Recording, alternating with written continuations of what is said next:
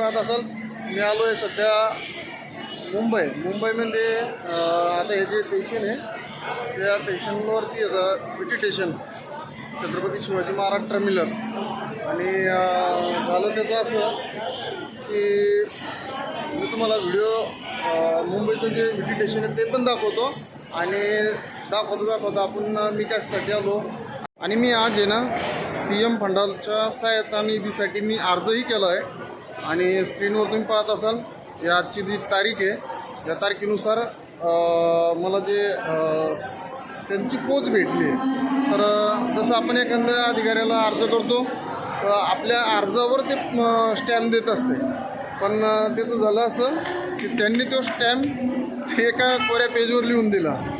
तर हो आता काय होतंय घडतंय एक 8-10 दिवसात आपल्याला कळण आणि माझे प्रयत्न मी करतोय।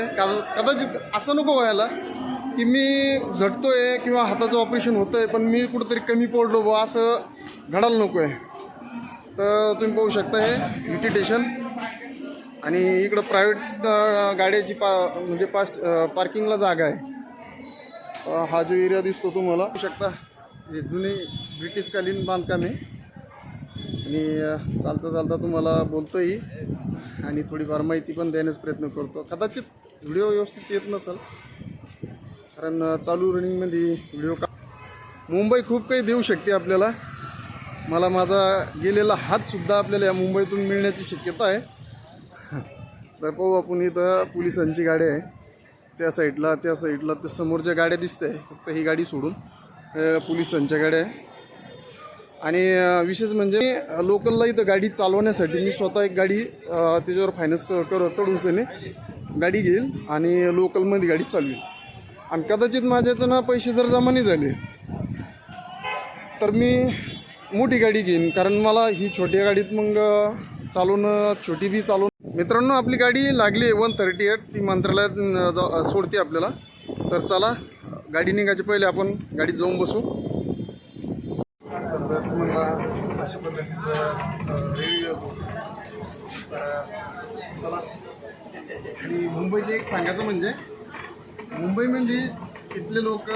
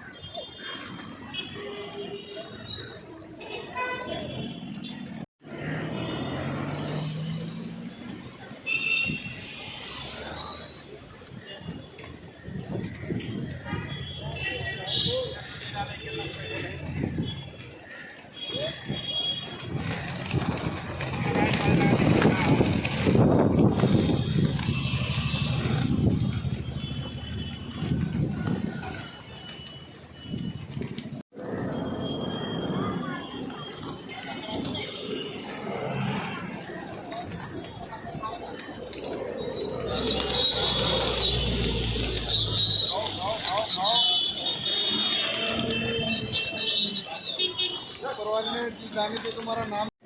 मित्रांनो, सकाळी सकाळी आपण चाललो होतो शिवसेना भवनला आणि त्यामध्ये इथं हे जे पक्षी आपण ग्रामीण क्षेत्रामध्ये याला पारवे नावानं बोलतो, तर ते इतक्या माणसाच्या क्लोज येते ना, खूप म्हणजे प्रेम खूप करत आहे.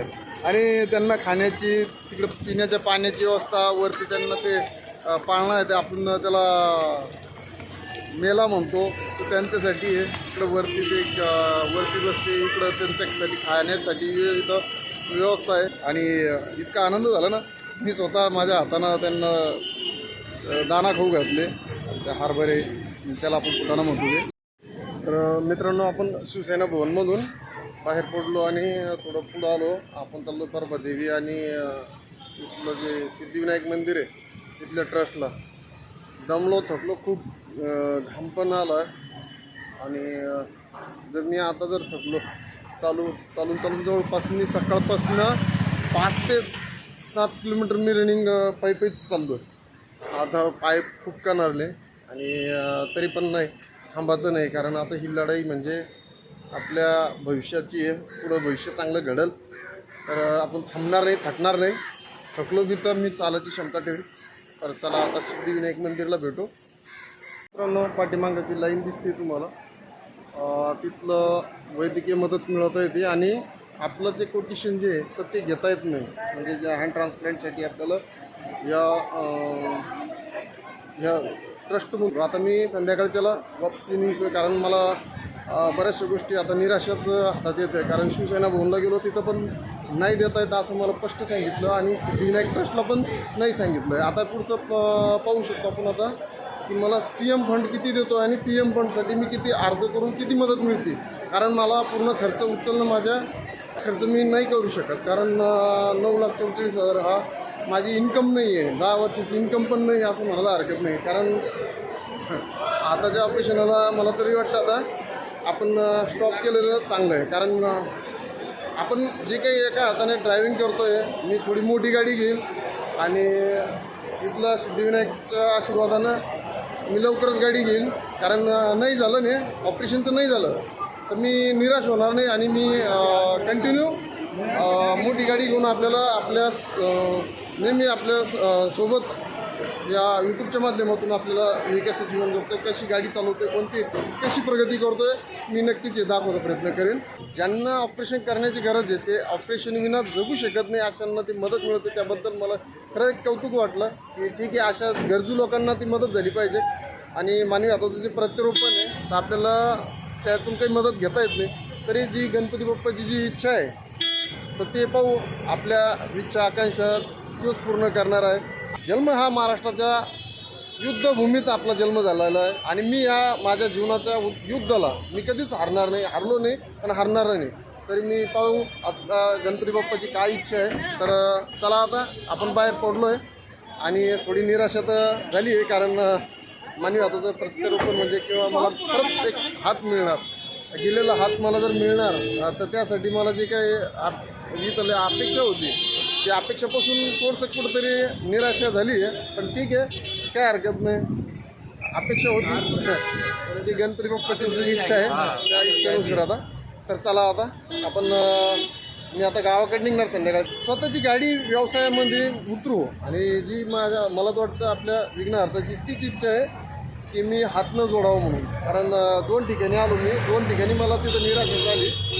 तर चला आता मी गावाकडे जाऊन सनी बेस्टपैकी गाडी चालवणार आणि मला तरी वाटतं मी मोठी गाडी घेईन तुमच्या सर्वांच्या आशीर्वादानं. आता तुम्हाला रेग्युलर रिव्ह्यू पण दिसत जाईल. तर मित्रांनो, पुन्हा आमचे जे विजय दादा आहे, त्यांचे विजय ट्रॅव्हल्स म्हणून चॅनल आहे यूट्यूबला, तर त्यांचा परत कॉल आला होता. मी त्यांना बोललो होतो की दादा असं ऑपरेशनला इथून काही देत नाही. ते पण नाराज झाले. मला खूप मी तर झालोच आहे, पण त्यांना किती तळमळ लागली माझ्या ऑपरेशनसाठी. पण त्यांचे मित्र आहे मंत्रालयामध्ये, तर त्यांनी मला नंबर दिला आहे आणि मी त्यांना फोन केला आहे. तर मला मंत्रालयात बोलू आहे, तर पाहू आणखी काय होतं आहे.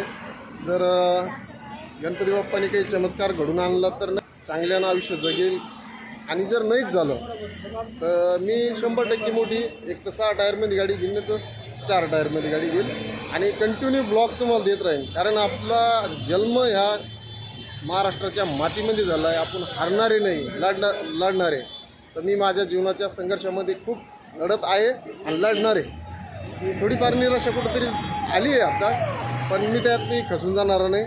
हा माझा एक शब्द आहे आपल्याला कंटिन्यू मी या ब्लॉगच्या चॅनलच्या माध्यमातून आणि वारंवार आपल्याला माझ्या जीवनाबद्दल किंवा माझ्या कामाबद्दल मी आपल्याला नक्कीच दाखवत राहील. मी कुठं आपण दादर स्टेशनला आलो आहे. इथलं शिस्त अशी की लोकल लाईनना नंबर लागते. तर चला आपण दादर स्टेशन आता जाणार मंत्रालय. फायनली आपल्याला मंत्रालयातून तसं कागद मागितले तसे दिले आपण. आणि आता मंत्रालयात आहे. माझ्या पाठीमागे दिसतंय गाडी मारली मी मंत्रालय. आणि आता मी निघणार आहे आता गावाकडे. तर